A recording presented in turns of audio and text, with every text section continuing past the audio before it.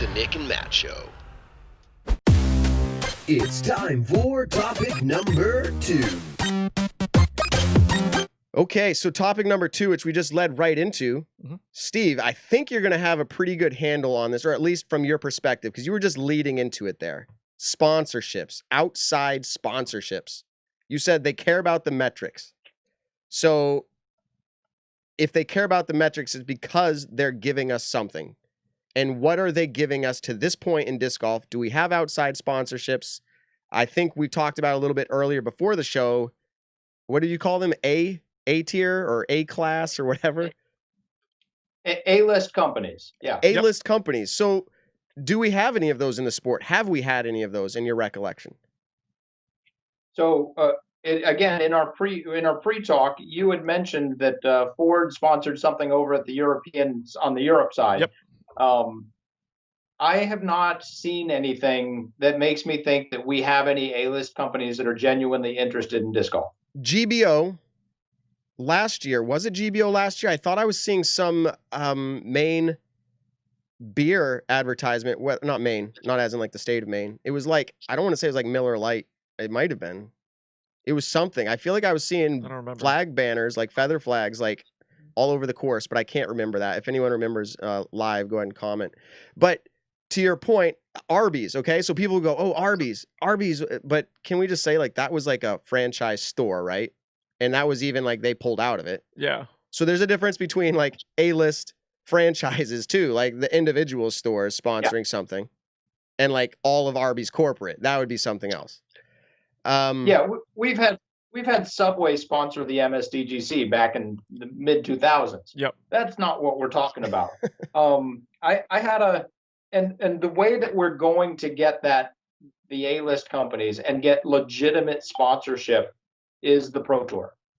That's and the why short is version. that? And why is that, Steve?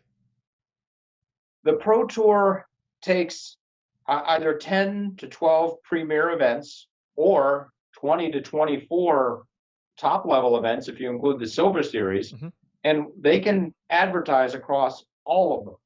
And all of a sudden, when you aggregate all of those numbers, you have a number that matters. You have 500,000 viewers. You have 1 million viewers over the course of the season. And you're hitting them multiple times. You're across the nation. So you're hitting, like, you can actually do, like, in handouts. You could have a company come and do handouts at all of these events. And they have sales reps who do that. And they can just travel with the tour, or they can just pop in and out when the tour's anywhere that it is. Yep. And I'll share a little story that makes me think we're getting closer, but we're not there yet. In 2017, I had about a 45-minute phone call with somebody in marketing at Southwest who it felt like he was relatively high up. And about a minute into the conversation, I asked him, "Why are you talking to me?"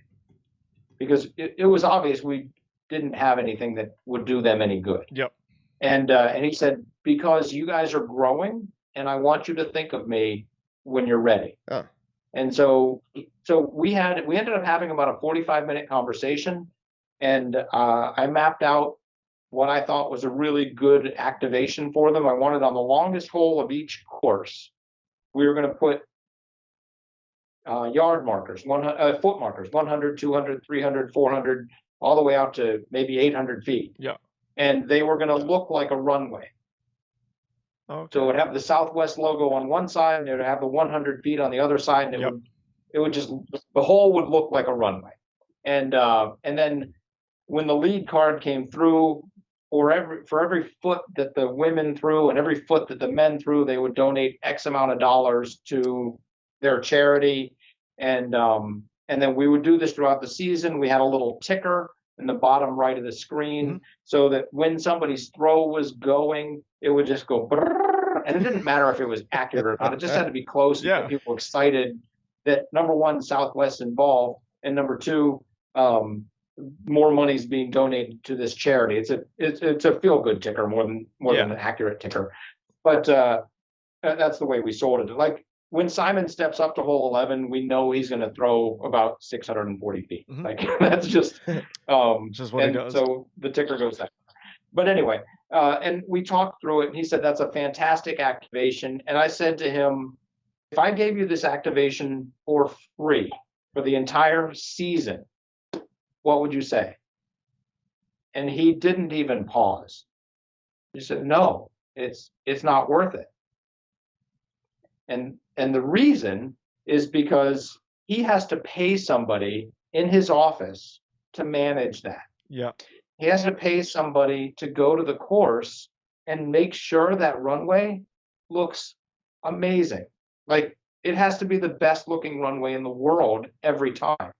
And while Seth and I do a great job setting up the course, no, that's not going to cut it It for potentially Southwest. won't They meet need a to their person. standards. Man, Exactly. man, Like, they're going to make these make everything look great every time. Yep. And so He it's easy. estimated It's it easier for them cost to hire someone to bring them out to the Pro Tour events. So I shouldn't say easier because obviously it wasn't, but it's better for them to hire someone from their inside their company, send them out to your events, and then they got to pay that person. They got to pay for that person's travel, their hotel, and everything like that, just to set up a runway on potentially only one disc golf hole per tournament, and say Correct. 10 to 12 events for Right. that. I can see where they're talking about, okay, you're just not ready there yet, but where, I don't know if you remember this from your conversation, but I'm sure you asked, what does it look like when we are ready for that? So I'll just go ahead and say he estimated $60,000 to $100,000 their cost just to manage the partnership. for a year. So for a year. And they're paying for the person internally Yep. to manage all of the little facets of the contract. And then they're paying for people to go on site and set the thing up and make sure it's good, and then double check with the person's managing it, and then they all sign off and everything goes. So is it safe to say, Steve, that it's not, the problem is not that they're not excited about it, because you said that they're excited about the growth. It's not that we need to be like, hey, we need to introduce you to disc golf and get you excited. I mean, that might be true for some, but it sounds like to me, we need to have, and correct me if I'm wrong, we need to keep demonstrating more viewers. We need to keep demonstrating that. And then we need to be able to just make more money to hopefully even offset some of those costs of getting advertisers to say, okay, now it's worth it. Right. When you go to, and I'll just give all tournament directors a little piece of advice. When you go to the local plumber and you say, hey, would you give us $30 and sponsor a T sign? Sure, maybe. I don't care if I get a customer. That's $30. Who cares?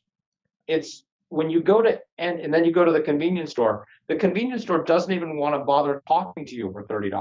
Right. So ask them for $250. Make it something so they're like, oh, okay, that's a real thing. Make it $1,000. When I asked, I told Southwest, I said, this is a $50,000 package. For me, I was just like, that'd be insane. For him, he was like, no, $250,000, maybe I'm interested.